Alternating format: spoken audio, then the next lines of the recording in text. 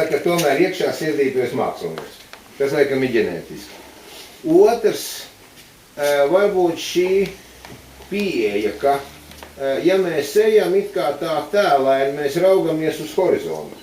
Un kāpēc mēs ejam uz horizontu?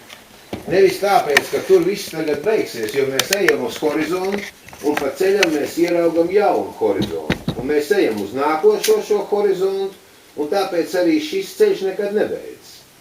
Un tāpēc visu laiku mēs ejam uz jaunu horizontu, un tas ir tas, kāpēc cilvēks neapstāsies, kāpēc viss šī attīstība neapstāsies. Nu, tāda varbūt drusku filozofiski. To es jums novēlu vienmēr skatīties uz horizontu, jo aiz viņa ir nākošais. Un tad uz nākošo, un tā mēs visu laiku ejam uz priekšu. Pretējā gadījumā mēs apstājamies. Un tas pats. Paldies jums, un lai jums tiešām, lai jums labveikts. Paldies.